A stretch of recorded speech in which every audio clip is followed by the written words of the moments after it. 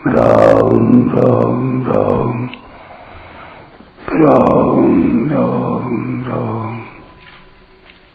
राम राम राम नारायण नारायण। संबंध। भगवान को साधारण मनुष्य मानने में क्या कारण है, इस पर आगे का 25वां श्लोक कहते हैं। नाहं प्रकाश सर्वस्य योगमाया समावृतः मूढोऽयं नाभिजानाति लोको मामजमव्ययम्। जो मूढ़ मनुष्य मेरे को अज और अविनाशी ठीक तरह से नहीं जानते, ठीक तरह से नहीं मानते, उन सब के सामने योग माया से अच्छी तरह से आवृत हुआ मैं प्रकट नहीं होता। व्याख्या। मूढ़ोऽयं नाभिजानाति लोको मामजमव्ययम्। मैं अज और अविनाशी हूँ, अर्थात जन्म मरण से रहित हूँ।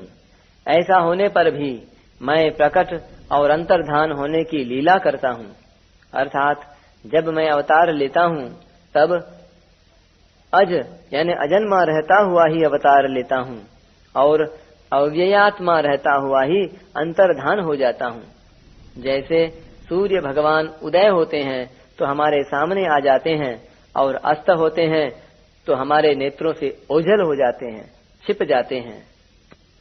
ऐसे ही मैं केवल प्रकट और अंतर्धान होने की लीला करता हूँ।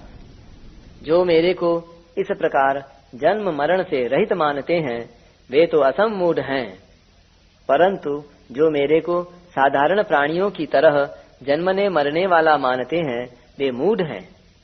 भगवान को अज अविनाशी न मानने में कारण है कि इस मनुष्य का भगवान के साथ जो स्वतः अपनापन है उसको भूलकर इसने शरीर को अपना मान लिया कि यह शरीर ही मैं हूँ और यह शरीर मेरा है। इसलिए उसके सामने पर्दा आ गया, जिससे वह भगवान को भी अपने समान ही जन्मने मरने वाला मानने लगा। मूढ़ मनुष्य मेरे को अज और अविनाशी नहीं जानते। उनके न जानने में दो कारण हैं। एक तो मेरा योग माया से छिपा रहना और एक उनकी मूढ़ता।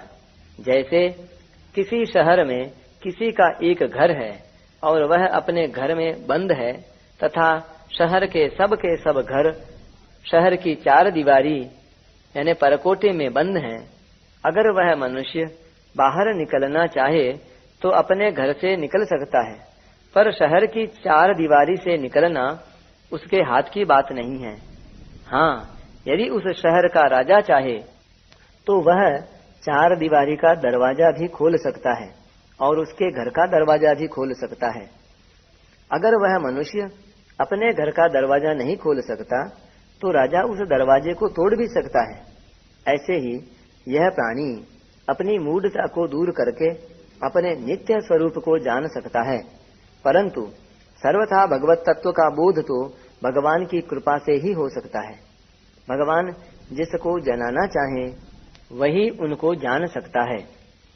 सोई जानई जेहि देहु जनाई। अगर मनुष्य सर्वथा भगवान के शरण हो जाए तो भगवान उसके अज्ञान को भी दूर कर देते हैं और अपनी माया को भी दूर कर देते हैं। नाहं प्रकाशः सर्वस्य योग माया समावृतः।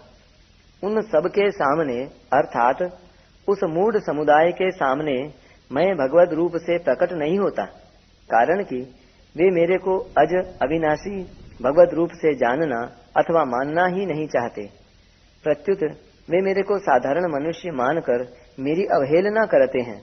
अतः उनके सामने मैं अपने भगवत स्वरूप से कैसे प्रकट होऊं?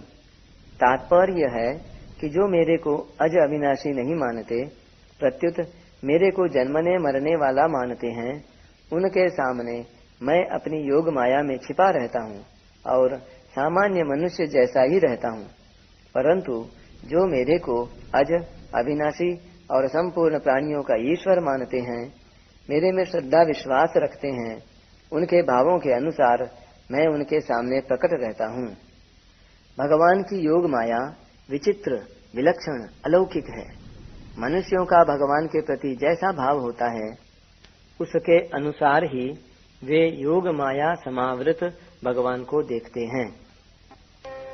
मल्लानाम सनिर्विणाम नरवरः स्त्रीणां स्मरो मूर्तिमान् गोपानां स्वजनो सतां क्षितिभुजां शास्ता स्वपेत्रो शिशुः मृत्योर्भोजपतेर्विराड विदुषां तत्त्वं परं योगिनां वृष्णीनां परदेवतेति विदितो रंगं गतः साग्रजः। जिस समय भगवान श्री कृष्ण बलराम जी के साथ रंगभूमि में पधारे, उस समय वे पहलवानों को वज्र कठोर शरीर, साधारण मनुष्यों को नर रत्न, स्त्रियों को मूर्तिमान कामदेव, गोपों को स्वजन, दुष्ट राजाओं को दंड देने वाले शासक, माता पिता के समान बड़े बूढ़ों को शिशु, कंस को मृत्यु, अज्ञानियों को विराट, योगियों को परम तत्व और भक्त शिरोमणि वृष्णिवंशियों को अपने इष्टदेव जान पड़े। जिनके रही भावना जैसी, प्रभु मूरति तिन्ह देखी तैसी।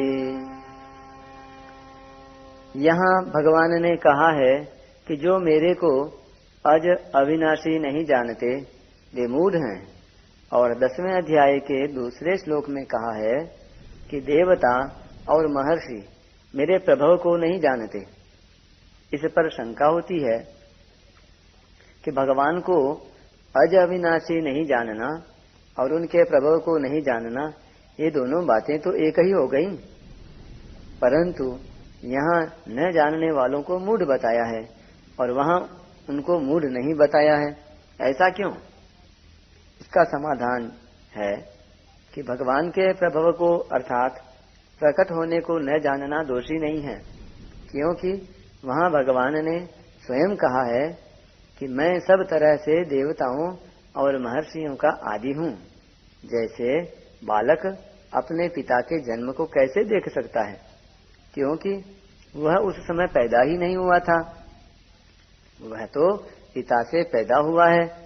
अतः उसका पिता के जन्म को न जानना दोषी नहीं है। ऐसे ही भगवान के प्रकट होने के हेतुओं को पूरा न जानना देवताओं और महर्षियों के लिए कोई दोषी नहीं है।